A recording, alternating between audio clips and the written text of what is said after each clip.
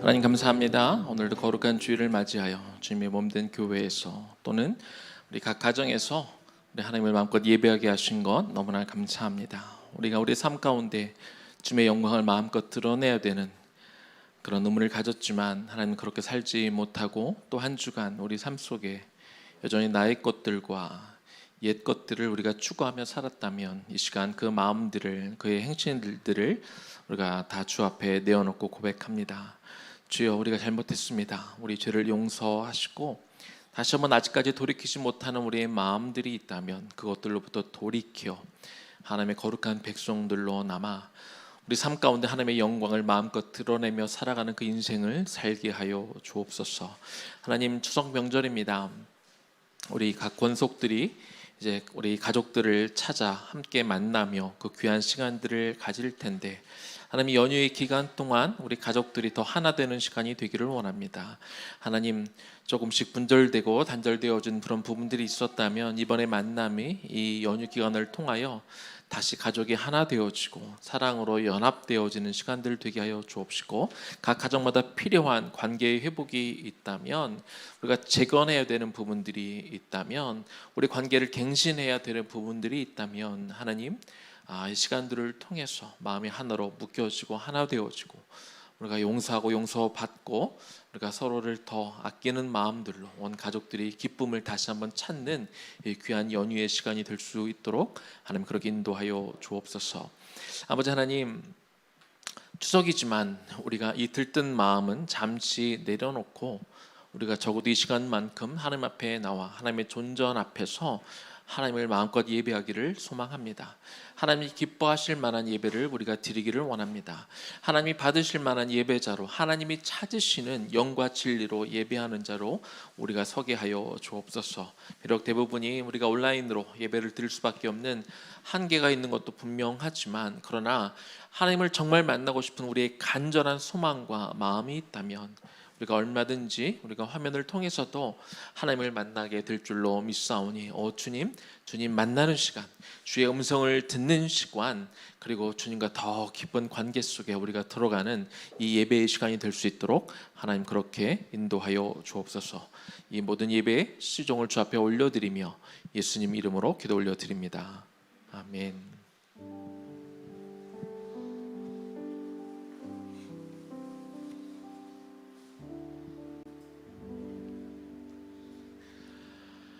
추석 연휴 여러분 잘 보내고 계십니까?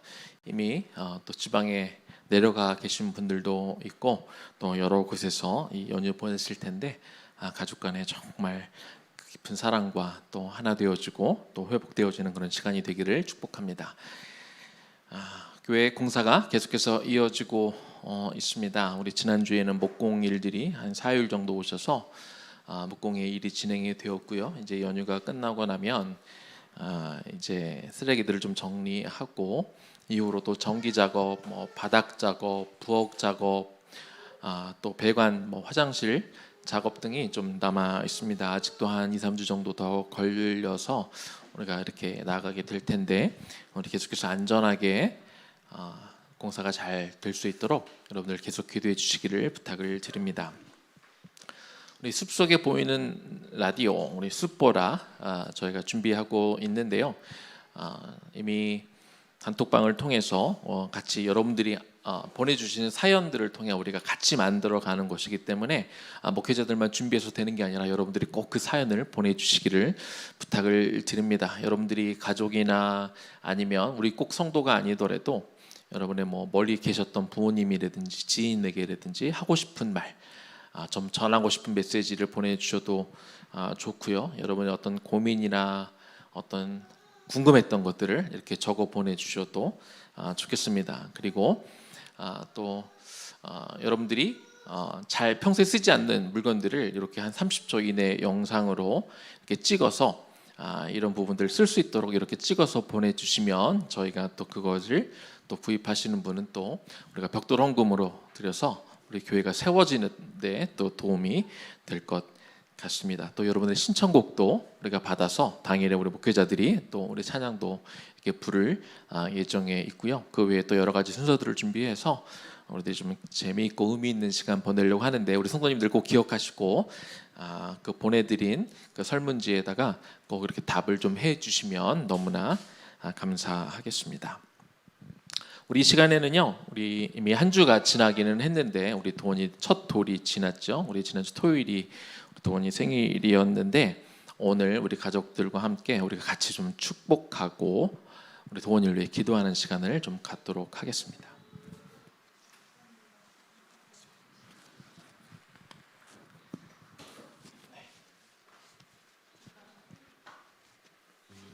우리가 한 자리에서 같이 좀 축복하고 기도하면 좋겠지만, 그러나 우리가 화면을 통해서라도 우리가 같이 좀 축복하는 시간을 가졌으면 좋겠는데요.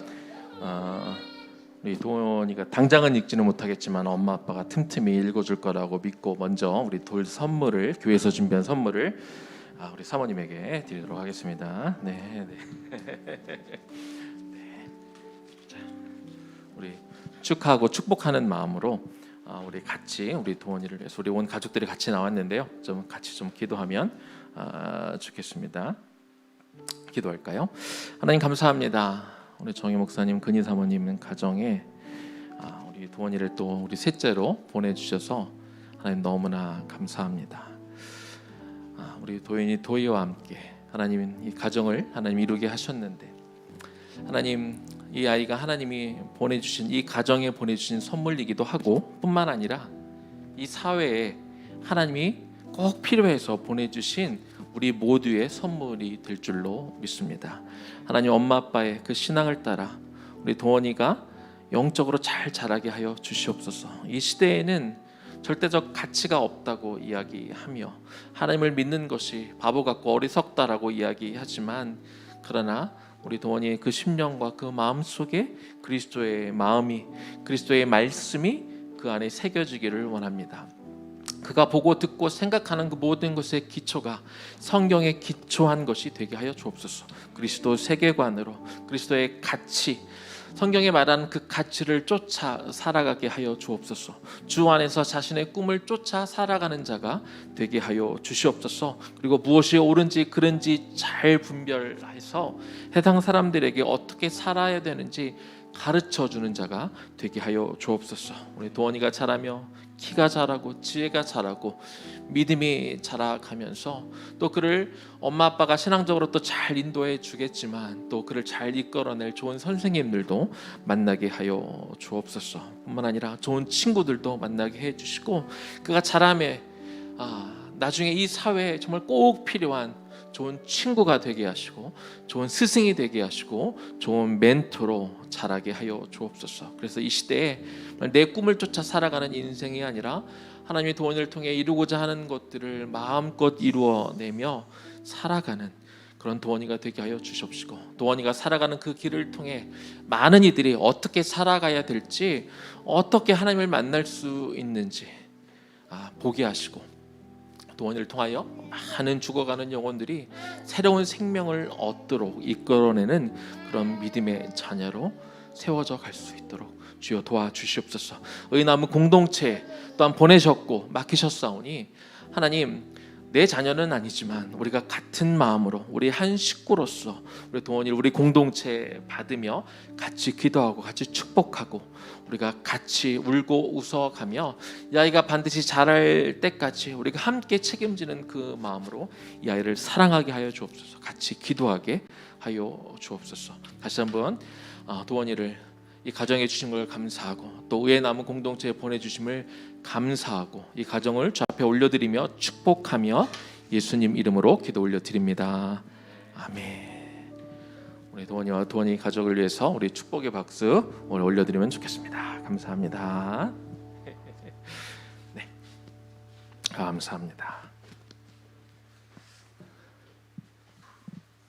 오늘 함께 나눌 말씀은 시편 24편 3절에서 7절까지 말씀입니다. 네. 오늘은 여호와의 산에 오를 자라는 그런 주제를 가지고 우리 말씀을 나눌 텐데요. 시편 24편 우리 3절에서 7절까지 말씀은 우리가 방금 화면에서도 본 우리 도윤이가 하나님의 말씀을 우리가 읽어 주겠습니다. 같이 잘 듣고 또 보시면 좋겠습니다. 여호와의 산에 오를 자가 누구며 그의 거룩한 곳에서 설 자가 누구인가? 곧 손이 깨끗하여 마음이 청결하여 뜻을 허탄한 데에 두지 아니하며 거짓 맹세하지 아니하는 자로다. 그는 여호와께 복을 받고 구원의 하나님께 예를 얻으리니 이는 여호와를 찾는 족속이요 야곱의 하나님의 얼굴을 구하는 자로다. 문들아 너희 머리를 들지어다. 영원한 물들아 들릴지어다. 영광의 왕이 들어가시리로다. 시편 24편 3절에서 7절 말씀. 아멘. 아멘. 화면은 잘 보이진 않았지만 우리 도인이가 굉장히 큰 성경책을 이렇게 들고 성경을 봉독했습니다. 감사합니다.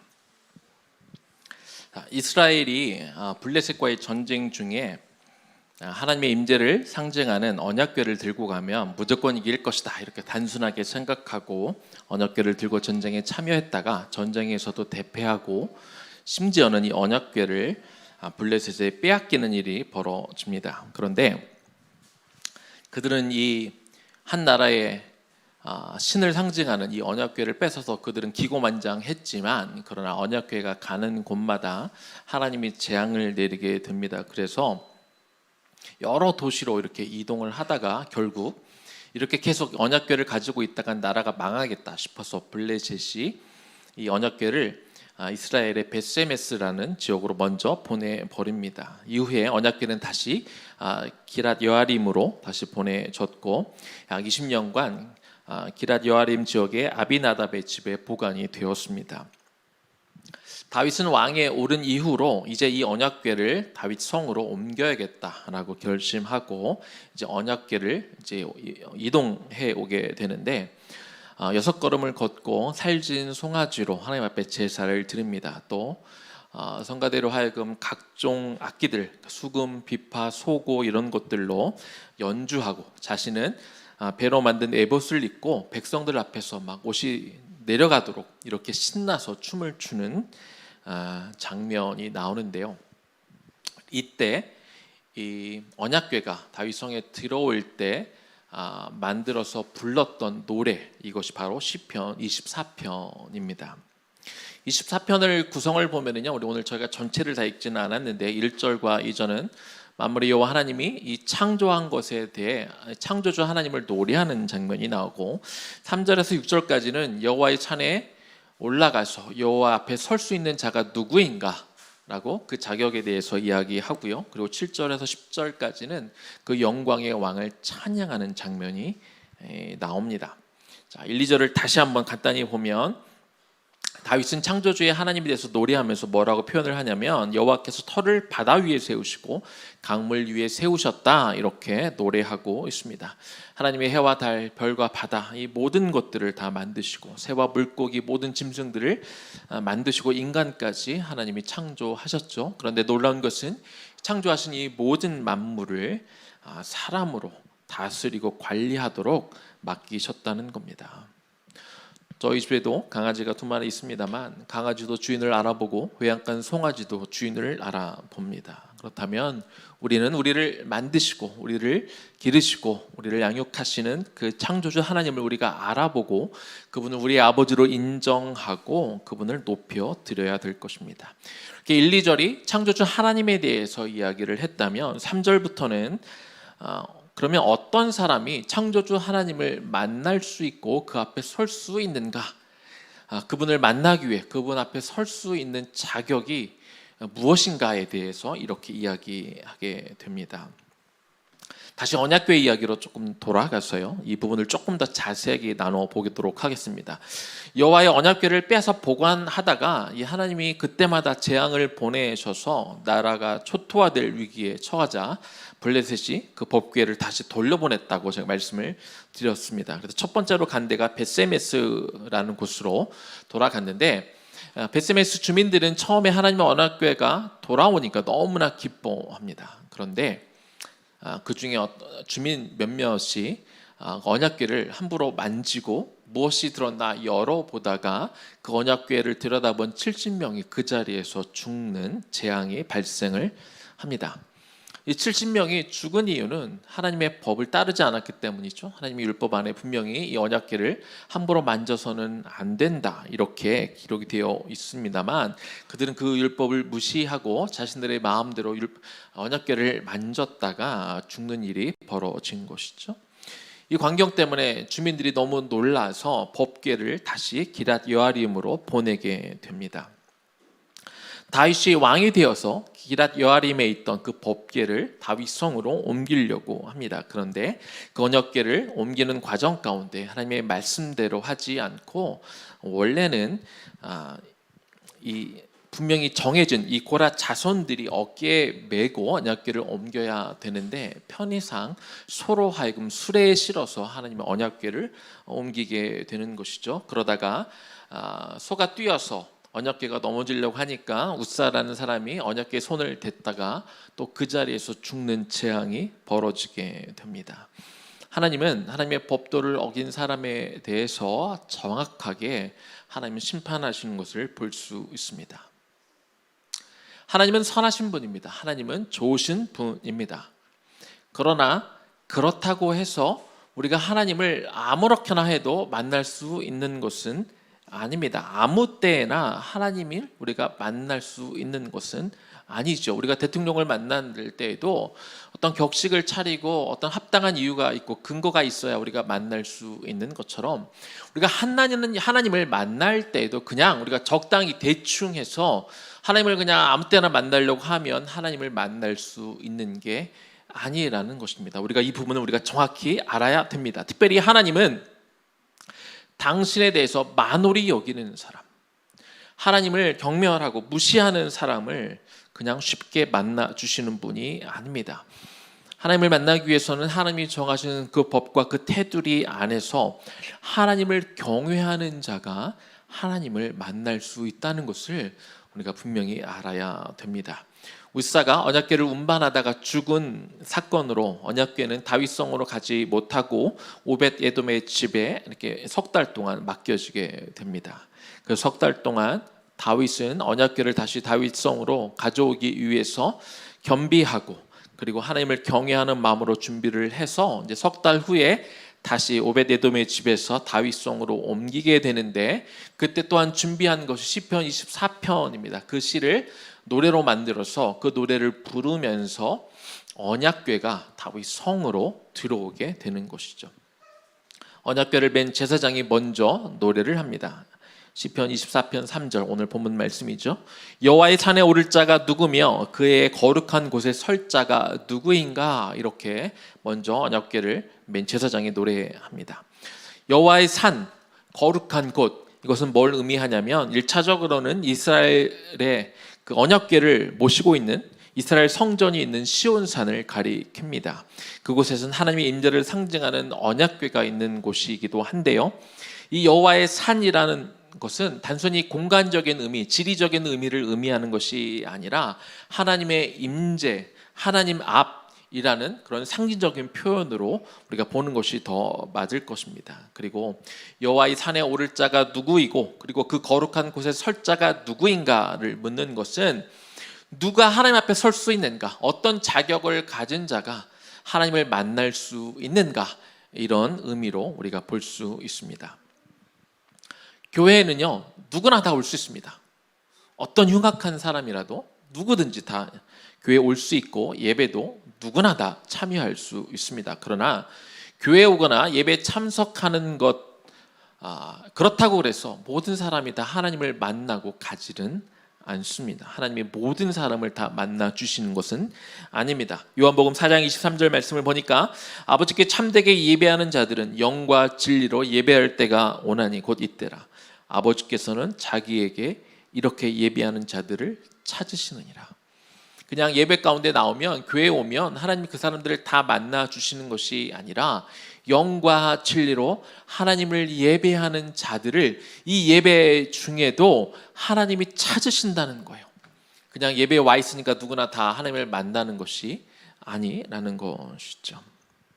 하나님은 만날 만한 자격을 갖춘 사람을 만나 주시고 받으실 만한 예배를 드리는 사람을 만나 주십니다. 그렇다면 하나님의 산에 올라 그 거룩한 곳에 서서 하나님을 만날 수 있는 자격이 무엇입니까? 제사장이 이렇게 물어봤을 때 이제 백성들이 다윗이 지은 그 시를 통해 화답합니다. 시편 24편 4절인데요. 여러분의 가정에서 좀 같이 한번 읽어보면 좋겠습니다.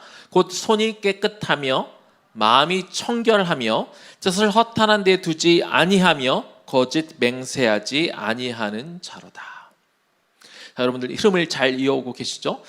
하나님의 임재를 상징하는 언약궤를 다윗 성에 가지고 가는 그때 제사장이 그렇게 노래한 겁니다. 여호와의 산에 오를 자가 누구고 그 거룩한 곳에 설 자가 누구냐라고 했을 때 백성들이 화답하며 손이 깨끗하고 마음이 청결하고 뜻을 허탄한 데 두지 않고 거짓 맹세하지 않는 이 네 가지 조건을 넷 중에 하나만 하면 되는 것이 아니라 이 네 가지를 모두 갖춘 사람이 여호와 앞에 설 수 있고 그분을 만날 수 있는 자격이 된다.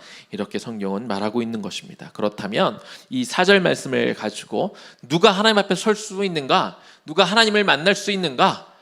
오늘 이 부분을 가지고 좀 나눠보도록 하겠습니다. 자, 하나님 앞에 설 수 있는 자격은요, 첫 번째 손이 깨끗한 사람입니다. 하나님을 만나려면, 우리가 하나님 앞에 서려면 손이 깨끗해야 됩니다. 하나님은 거룩하신 분이기 때문에 우리가 더러운 상태에서는, 더러운 그 몸과 마음으로는 하나님을 만날 수가 없습니다. 빌라도가 예수 그리스도를 심판하고 나서, 그리고 결국에 유죄 판결을 하고 나서 자기 부하들에게 물을 떠오게 합니다. 그리고 손을 씻습니다. 그러면서 나는 이 사람이 흘릴 피에 대해 나는 아무런 책임이 없다, 그렇게 말합니다. 빌라도가 손을 씻고 나서 나는 책임이 없어 라고 말하면 그가 지은 죄가 사라지는 것일까요? 자기는 이제 자기 판결로 인하여 죄 없는 사람이 죽게 되는데 나는 죄가 없어, 이건 나 때문이 아니야 라고 이 모든 블레임을 백성들에게 돌리면 그 사람의 죄가 없어지냐, 이런 것이죠. 빌라도는 예수 그리스도를 3번 신문합니다. 그리고 그는 알았습니다. 예수 그리스도에게는 죄가 없다는 것을 그는 분명히 알았습니다. 그러나 백성들이 소리쳐서 만약에 당신이 예수 그리스도를 십자가에 못 박지 않으면 우리가 저 시저에게 말을 해서 당신은 시저에 충성된 종이 아닙니다 라고 우리가 말할 것입니다. 이 이야기를 들은 빌라도가 겁이 난 것이죠. 자신의 위치를, 자신이 누리고 있는 것들을 다 놓칠까 봐 예수 그리스도가 죄가 없다는 것을 알았지만 자신의 자리를 지키기 위해서 예수님이 못 박혀 죽도록 내어준 것입니다. 아무리 내가 손을 씻어도 이것은 내 죄가 아니야, 그리고 나는 어쩔 수 없었어 라고 말을 하는 것이지만, 그러나 자신의 양심의 가책을 느껴 손을 닦고 있지만, 그러나 그 정도 후회하는 정도, 그 정도 양심의 가책을 느끼는 정도로는 죄가 씻어지지 않는다는 것이죠. 이런 상태로는 하나님을 만날 수 없다는 겁니다. 적어도 자신의 죄에 대해 정말로 애통하고 통회하는 마음으로 나올 수 있어야 되는 것이죠. 빌라도는 그 단계까지 가지 못했습니다. 그래서 우리는 오늘도 우리가 고백을 했죠. 사도신경을 고백할 때마다 우리가 뭐라고 고백을 합니까? 주님이 본디오 빌라도에게 고난을 받으사 십자가에 못 박혔다고 우리는 지금도 매주 이렇게 고백하고 있는 것입니다. 예수 그리스도가 십자가에 달려 죽으심으로 우리의 죄의 문제를 해결합니다. 그래서 이걸 믿는 사람들이 이제 더 이상 정죄 당하지 않습니다. 그러나 우리는 여전히 우리의 손을 더럽히고 있습니다.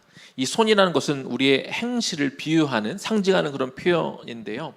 그러니까 예수 그리스도를 믿어 구원을 받은 이후로도 우리는 여전히 죄를 지며 살고 있는 것이죠. 그런데 이 구원의 문제를 떠나서 우리가 계속해서 반복되는 죄, 그리고 해결되지 않는 죄의 문제는 하나님과 우리 사이를 갈라놓고 그 관계를 점점 더 멀어지게 하는 것이죠. 이사야서 59장 1절에서 3절 앞부분까지 좀 보겠습니다. 여호와의 손이 짧아 구원하지 못하심도 아니요 귀가 둔하여 듣지 못하심도 아니라 오직 너희 죄악이 너희와 너희 하나님 사이를 갈라놓았고 너희 죄가 그의 얼굴을 가리어서 너에게 듣지 않으시게 함이니라. 이는 너희 손이 피에 너희 손가락이 죄악에 더러워졌으며, 이렇게 말씀하고 있습니다.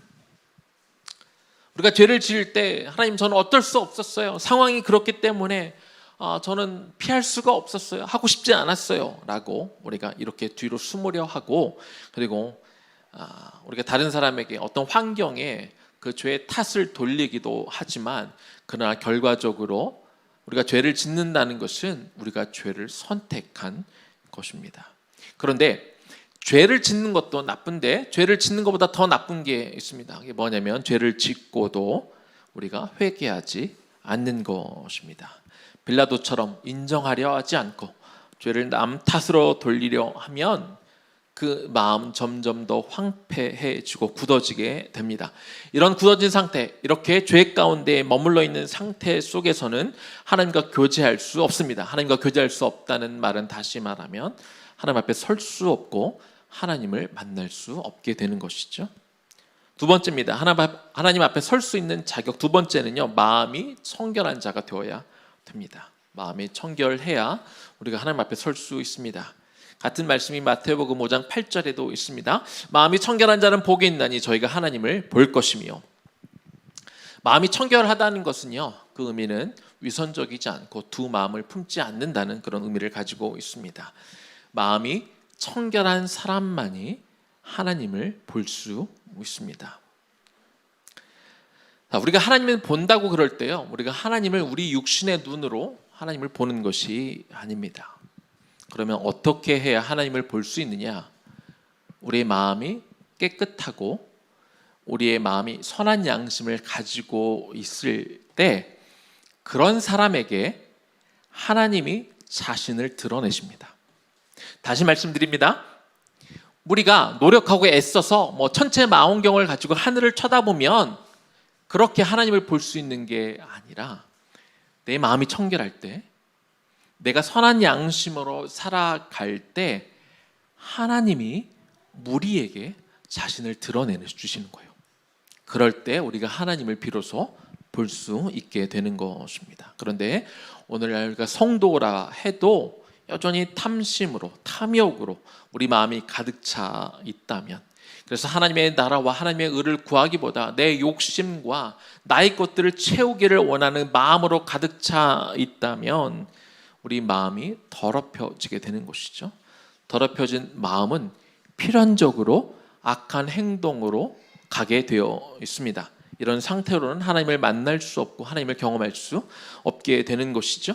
성경은 우리 악한 행동이 마음에서 나온다고 증언하고 있습니다. 마태복음 15장 18절에서 20절 앞부분입니다. 입에서 나오는 것들은 마음에서 나오나니 이것이야말로 사람을 더럽게 하느니라. 마음에서 나오는 것은 악한 생각과 살인과 간음과 음란과 도둑질과 거짓 증언과 비방이니 이런 것들이 사람을 더럽게 하는 것이다. 우리 악한 행동은요, 우리 손이 더럽혀지는 것은 먼저 마음에서 시작하는 것이고, 마음이 더러우면 반드시 나쁜 행실로 이어지게 되어 있는 것이죠. 그래서 우리는 계속해서 우리 마음을 들여다보고 우리 마음을 성결하게 해야 됩니다. 야고보서 4장 8절 말씀입니다. 하나님을 가까이 하라. 그리하면 너희를 가까이 하시리라. 죄인들아 손을 깨끗이 하라. 두 마음을 품은 자들아 마음을 성결하게 하라. 이렇게 말씀하고 있습니다. 어떻게 우리가 성결하게 할 수 있을까요? 그 다음 절에 있습니다.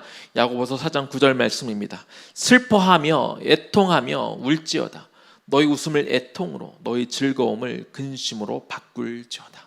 내가 죄를 지은 것에 대해 슬퍼하고 애통하며 울어야 된다. 이렇게 말씀하고 있습니다. 내가 어떤 나의 욕심으로 무엇을 채워서 내가 웃었다 할지라도, 그러나 그 이면에 있는 죄를 바라보고 우리가 애통해하고 나의 것을 원하는 것들을 채워서 즐거웠지만 그 안에 숨겨진 나의 죄악을 바라보며 내 죄 때문에 우리가 근심할 수 있을 때 우리 마음이 성결해지는 것이죠. 그렇게 되면 또 다음 절입니다. 야고보서 4장 10절입니다. 주 앞에서 낮추라. 그리하면 주께서 너희를 높이시리라. 우리가 우리 마음속에 있는 악한 마음과 성결하지 못한 것들을 바라보고, 그래서 내 마음을 낮추고 겸손하게 하나님 앞에 설 때 하나님이 나를 높여주실 것이다. 성경이 그렇게 약속하고 있습니다. 내가 죄인임에도 불구하고 내 죄에 대하여 애통하고 나아가면 하나님께서 그 마음을 보시고 하나님은 우리를 만날 만한 사람으로, 하나님 앞에 설 만한 사람으로 우리를 그렇게 높여주시겠다, 그렇게 약속하는 것입니다. 세 번째입니다. 하나님 앞에 설 수 있는 자격은요, 뜻을 허탄한 데 두지 않아야 됩니다. 뜻을 허탄한 데에 둔다라고 하는 것은 공허하고 허무한 일에 마음을 쏟는 것을 의미합니다. 성경은 그렇게 허무하고 공허한 일에 마음을 쏟는 일을 우상으로 규정을 합니다. 이사야서 41장 29절 말씀을 보니까 보라, 그들은 다 헛되며 그들의 행사는 허무하며 그들이 부어 만든 우상들은 바람이요 공허한 것뿐이라. 자, 우상이란 하나님보다 더 사랑하는 것이 우상입니다. 세상에 그 어떤 것이라도 내가 하나님보다 더 사랑하게 되면 그 우상이 하나님을 바라보는데 다 가로막아 우리가 보지 못하게 되는 것이죠. 그렇기 때문에 우리가 해야 되는 것이 무엇입니까? 골로새서 3장 2절입니다. 위의 것을 생각하고 땅의 것을 생각하지 말라. 성도는 예수 그리스도를 믿어 예수 그리스도를 통해 구원을 얻게 되고 그렇게 다시 우리가 거듭나게 되면 더 이상 땅에 속한 존재가 아니라 이제 하늘에 속한 존재가 됩니다. 그렇다면 우리가 새롭게 태어났기 때문에, 우리가 하늘에 속한 자가 되었기 때문에 우리의 본성도, 우리의 삶의 목적도, 삶의 동기와 가치관도 완전히 새롭게 변화되는 것이 마땅합니다. 더 이상 땅의 것들을 우리가 사모하고 추구하지 않고 우리가 그렇게 살아가는 것은요, 우리가 억지로 막 우리가 귀한 것을 여기는 것이 아니라 우리가 거듭나게 되면 자연스럽게 이제 하늘의 것들을 추구하며 살아가게 되는 것이죠. 뜻을 허탄한 데 두는 공무원들이 불법을 저지릅니다. 뜻을 허탄한 데 두는 정치가들은요, 절대로 백성들을 섬길 수 없습니다. 뜻을 허탄한 데 두는 교육자는 학생들을 바로 가르칠 수 없습니다. 뜻을 허탄한 데 두는 목회자는 맡겨진 양을 바르게 양육할 수 없습니다. 마찬가지로 뜻을 허탄한 데 두며 살아가는 성도들은 하나님을 만날 수 없고 하나님 앞에 설 수 없는 것이죠. 뜻을 허탄한 데 두지 않기 위해서 우리가 과거 예수 믿기 전에 이 땅의 것들을 추구하며 살았던 그 마음들을 기꺼이 내려놓고 우리가 위의 것들을 생각하고 살 수 있어야 될 것입니다. 그래야 우리가 하나님을 만날 수 있습니다. 네 번째입니다. 하나님 앞에 설 수 있는 자격은요, 거짓 맹세하지 아니하는 자입니다. 레위기 19장 12절 말씀을 보겠습니다. 너희는 내 이름으로 거짓 맹세함으로 네 하나님의 이름을 욕되게 하지 말라. 나는 여호와니라. 고대 히브리인들을 비롯해서 고대 근동 사람들은 맹세할 때 삼자의 이름으로 이렇게 맹세를 했다고 합니다. 자신보다 더 훌륭하고 고귀하다고 여겨지는 서로가 아는 사람의 이름을 대고 내가 이 사람의 이름으로 맹세합니다, 이렇게 이야기했다고 합니다. 따라서 하나님의 이름으로 맹세한다는 것은 상대방이 서로 하나님을 아는 사람이고 하나님의 이름에 얼마나 놀라운 의미가 있고 그 안에 담겨진 의미와 속성을 인정하는 가운데 하나님의 이름으로 맹세한다는 그런 뜻이 담겨져 있는 것이죠. 그런데 자신의 이익을 얻기 위해서, 자신이 필요한 것들을 채우기 위해서 하나님의 이름을 대고 거짓 맹세하는 건, 이건 무엇입니까? 하나님을 욕되게 하는 것이죠. 하나님을 망령되게 일컫는 것입니다. 하나님을 자신의 이익을 위해서 이용하는 것에 불과하지요. 이처럼 하나님의 이름으로 자신의 이익을 위해서 헛되게 맹세하는 자, 하나님의 이름으로 자신의 이름을 높이기 위해 교회에서 높은 지위에 오르기를 소망하는 자, 교회에 와서 하나님을 예배한다고 하지만 자신의 어떤 이익을 위해서, 어떤 비즈니스를 잘 되게 하기 위해서, 특별한 목적을 위해서 교회에 오는 자, 하나님은 그런 사람들을 아무리 많은 예배에 참석하고 아무리 신앙 경력이 오래되었다 할지라도 그런 사람들을 만날 수가 없는 것입니다. 이제 말씀을 마무리하겠습니다. 7절에서 10절까지는요, 제사장들과 모든 회중들이 이제 왕 되신 주님의 이름을 한 목소리로 노래합니다. 24편 7절 말씀을 보니까 문들아 너희 머리를 들지어다, 영원한 문들아 들릴지어다, 영광의 왕이 들어가시리로다, 이렇게 하나님의 이름을 찬양하고 있습니다. 다윗이 문들아 머리 들지어다 라고 외친 것은요, 하나님을 상징하고 그리고 하나님과 이스라엘이 맺은 언약의 상징인 언약궤가 성소로 들어가는 것을 영광의 왕이신 하나님이 당신의 왕궁으로 들어가는 그런 상징적인 행위로 여겼기 때문에 그렇습니다. 왕이 자기가 거하는 그 왕궁으로 들어갈 때에는요, 모든 문이 다 열리게 되어 있어요. 왕이 들어가는데 문을 닫아놓고 왕이 앞에 섰을 때 비로소 문을 여는 것은 없습니다. 왕이 들어간다 그러면 그 소식이 미리 정해져서 모든 문이 다 열리게 되어 있는 것이죠. 오늘날도 대통령이 지나갈 때 교통신호등을 다 파란색으로 바꾸어 놓는 것과 마찬가지 이치입니다. 만약에 왕이 들어갔는데 문이 닫혀 있다 그러면 그건 성 안에서 반역이 일어났다는 의미와 같은 것이지요. 그런데 오늘 나오는 이 하나님은 어떤 왕으로 묘사하고 있습니까? 능력 있는 왕, 힘 있는 왕, 전쟁에 능하신 왕이라고 표현하고 있습니다. 그래서 그 누구도 반역할 수 없는 그런 위대한 힘을 가지고 계시는 그 하나님이, 그 영광의 왕이 그 성에 들어간다 그렇게 표현하고 있습니다. 그래서 그 모든 문들을 다 열어놓으라고 그렇게 이야기하고 있는 것이죠. 그런데 사랑하는 여러분, 하나님이 지금 어디에 들어가기를 원하십니까? 하나님이 지금 왕궁에 들어간다고 말씀하시는데 진짜 하나님이 들어가기를 원하시는 왕궁이 어디일까요? 여러분의 마음입니다. 왜 그래요? 우리 마음 안에는 당신이 거하실 만한 거룩한 성전이 들어가 있기 때문에 그렇습니다. 여러분 마음 안에 하나님의 성전이라고 성경은 그렇게 기록하고 있지 않습니까? 여러분의 그 영화로우신 왕이 여러분 마음 가운데 들어가기를 원합니다. 그러면서 뭐라고 이야기하고 있습니까? 문들아 머리 들어라.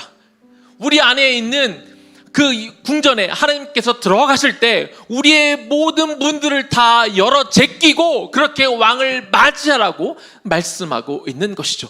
그러기 위해서는 우리가 무엇을 해야 됩니까? 왕을 맞이하기 위해서 우리가 무엇을 해야 됩니까? 왕 앞에 왕이 오신 그 길 가운데 있는 장애물들이 있다면 다 제거해야 되는 겁니다.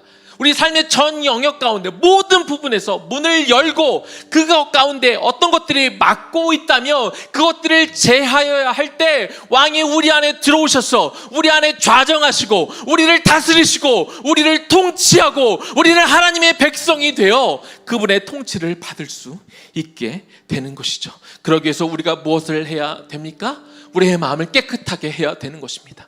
그러기 위해서 우리가 허탄한 데에 마음을 두어서는 안 되는 것입니다. 우리가 거짓 맹세를 해서는 안 되는 것입니다. 우리 마음을 청결케 하며 우리 손을 깨끗하게 해야 하나님께서 왕으로서 우리 마음에 들어오실 때 그 모든 장애물들을 제거할 때 그 문을 다 열어 제끼고 왕이 들어오시도록 그 대로를 열어둘 때 하나님께서 우리 안에 들어오시는 것이죠. 그래서 오늘 하나님께서 그렇게 말씀하시는 거예요. 지금 다윗 성의 언약궤, 하나님을 상징하는, 하나님의 임재를 상징하는 언약궤가 들어올 때 문을 다 열어두고 그 영광의 왕을 맞이해라. 그래서 그 왕이 그 성에 들어가 좌정하여 우리를 다스리라. 이렇게 말씀하시는데요. 오늘 저와 여러분에게 같은 맥락으로 말씀하시는 거예요. 너의 문을 다 열어라. 너희 마음에 있는 것들을 다 열어라.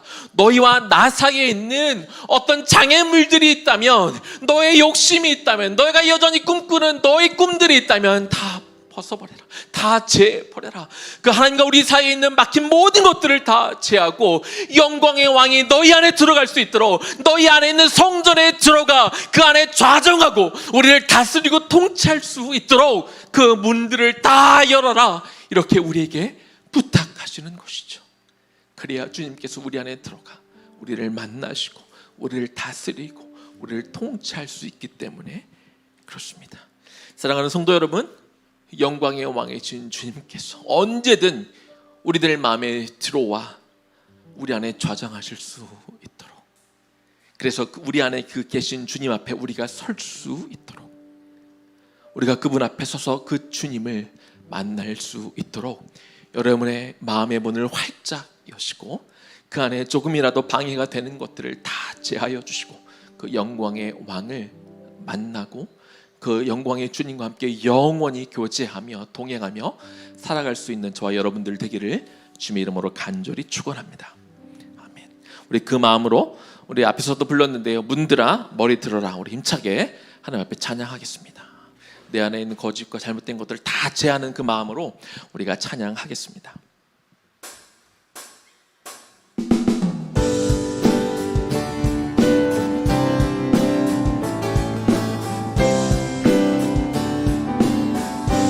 문들아 머리 들어라. 문들아 머리 들어라. 들릴지어다 영원한 문들아. 영광의 왕 들어가시도록. 영광의 왕 들어가신. 우리 한 번 더 할까요? 문들아 머리 들어라. 문들아 머리 들어라. 들릴지어다 영원한 문들아. 영광의 왕 들어가시도록. 영광의 왕 들어가신다. 영광의 왕이시여 강하고 능하신 주로다. 전쟁에 능하신 주시라. 다 찬양 위대하신 왕. 문들아 머리 들어라. 문들아 머리 들어라. 들릴지어다 영원한 문들아. 영광의 왕 들어가시도록. 영광의 왕 들어가신다. 영광의 왕 되시려 강하고 능하신 주로다. 전쟁에 능하신 주시라. 다 찬양 위대하신 왕. 그 왕께 만세. 왕께 만세. 왕께 만세. 당신은 영광의 왕이라. 다 찬양 위대하신 왕. 그 전능하신 왕께 만세. 왕께 만세. 왕께 만세. 당신은 영광의 왕이라. 다 찬양 위대하신 왕. 다 찬양 위대하신 왕. 다 찬양 위대하신 왕. 다 찬양. 다 찬양 위대하신 왕. 아멘. 아멘. 우리 같이 한번 기도합시다. 지금 하나님 앞에 이렇게 기도하면 좋겠습니다. 주님, 이 시간 내 안에 있는 모든 문을 다 열겠습니다. 왕의 왕, 전능하신, 전쟁에 능하신 그 강하고 위대하신 왕을 내가 맞이하기 위해서 주님, 내 안에 있는 모든 문들을 더 열겠습니다. 하나님, 혹시 그 열린 문이 열렸다 할지라도 그 나를 가로막고 있는 것들이 있다면, 내 손이 더럽고 내가 마음이 허탈하고 다른 것들을 섬기고 있는 하나님 그런 마음들이 있다면, 이 모든 장애물들을 내가 다 제하고 영광의 왕이 내 안에 들어와 좌정하고 나를 다스리시고 통치하도록 주여, 내가 모든 것들을 열어 내가 왕을 맞이하겠나이다 하는 마음으로 주님 이름 한번 부르고 기도하며 나아갑니다. 주여, 하나님 이 시간 축복합니다. 그 영광의 왕, 만왕의 왕, 하나님 능하신 모든 왕을, 그분이 나의 왕이 되도록 이 시간 그분을 내 안에 초청하고 모십니다. 그분이 내 왕의, 내 자리에 왕이 앉도록 하나님, 내가 그 자리에 앉아있다면 이 시간 내려올 것입니다. 내가 내려와 엎드려 정말 그 전쟁에 능하신 전능하신 왕을 우리가 앞에 엎드려 무릎 꿇을 것입니다. 하나님, 내 안에 더러운 것들이 남아있다면 왕이 들어오신 그 길 가운데 내가 막아서고 있는 것들이 있다면, 막혀있는 문들이 있다면, 장애물들이 있다면, 내 손이 더러운 것이 있고 내 마음이 깨끗하지 않고 내가 허탄한 내 마음을 두고 있다면, 아버지 하나님, 내 마음들을 다 열기를 원합니다. 주여, 내 마음을 활짝 열어 하나님, 내가 주님을 내가 거짓 맹세하지 않도록 하나님이, 그래서 주님께서 나에게 오는 모든 방해물들이 하나님을 막지 않도록 이 시간 내 문을 엽니다. 주여, 이 시간 내 마음의 문을 열어 활짝 열어 주님을 맞이하오니 주여 오시옵소서. 영광의 왕이 오시옵소서. 주여 들어오시옵소서. 내가 열어놓은 그 문을 통하여 내 안에 들어와 나에게 좌정하시고 하나님, 나를 다스리시고 나의 왕이 되시어 나를 통치하여 주시옵소서. 오직 당신만의 나의 왕이십니다. 오직 당신만이 나를 다스리고 통치하실 분임을 이 시간 우리가 인정하며 나아가오니 오 주여 맞습니다. 하나님, 우리 안에 있는 더러운 것들, 더러운 마음들, 하나님 정결하지 못한 마음들, 우리가 하나님의 이름으로 이용하며 거짓 맹세한 이 모든 것들을 주 앞에 내어놓고 우리가 회개하며 우리가 자복하며 주 앞에 이 시간 엎드리오니 주여, 우리의 더럽고 악한 이 행실들을 다 씻어주시고 우리의 마음을 정결케 하여 주심으로 주님께서 우리 안에 들어와 우리를 다스리고 통치할 만한 깨끗한 당신의 성전이 될 수 있도록 주여 그렇게 도와주시옵소서. 왕께 만세, 왕께 만세, 왕께 만세. 다시 한번 왕께 만세, 왕께 만세, 왕께 만세. 마지막으로 왕께 만세, 왕께 만세, 왕께 만세. 당신은 영광의 왕이라. 다 찬양 위대하신 왕, 다 찬양 위대하신 왕, 다 찬양 위대하신 왕, 다 찬양, 다 찬양 위대하신 왕. 당신이 나의 왕이십니다. 오직 당신만이 나를 통치할 자격이 있습니다. 하나님, 어느새 나도 모르게 그 왕좌에, 그 왕위에 내가 기어올라 앉아있는 나의 모습들이 있다면, 나의 애차가 있다면 주여 끌어내려 주시옵소서. 하나님, 그리고 나는 주 앞에 엎드릴 것입니다. 이 시간 다시 한번 내 안에 있는 모든 문들을 다 주님을 위해 활짝 엽니다. 나의 모든 문을 열어 나의 참 왕이신 우리 주님을 우리가 맞이할 것입니다. 하나님, 왕이 들어오는데 방해가 되는 것들이 있다면 하나님, 나의 더러운 손을 깨끗이 할 것입니다. 내 마음을 청결하게 할 것입니다. 뜻이 허탄한 데 있다면 그 마음들을 거두어 드릴 것입니다. 다시는 하나님의 이름으로 맹세하지, 거짓 맹세하지 않을 것입니다.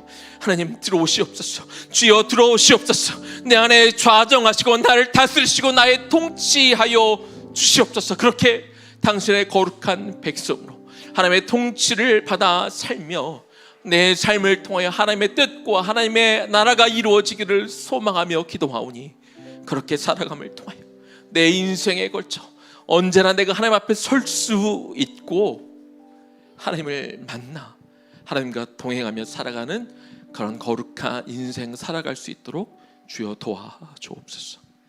이제는 우리 주 예수 그리스도의 은혜와 하나님 아버지의 극진하신 사랑하심과 성령님의 감동 감화하심과 그 교통 역사하심이 오직 주님만을 나의 왕으로 삼아 우리의 모든 마음의 문들을 활짝 열고, 왕이 우리 가운데 들어오는데 방해가 되는 우리의 더러운 것들, 손이 깨끗하지 못한 것들, 뜻을 허탄한 데 둔 것들, 하나님의 이름으로 거짓 맹세한 모든 것들을 버리고 왕의 왕을 내 안에 진정으로 받아들여 앞으로 왕의 통치만 받으며 살아가고, 그렇게 왕 앞에 서며 왕을 만나며 주님과 동행하며 살아가게 될 우리 청장년 세대와 그리고 우리 다음 세대의 머리 위에 지금부터 영원까지 충만하게 거하시기를 간절히 축원하옵나이다. 아멘.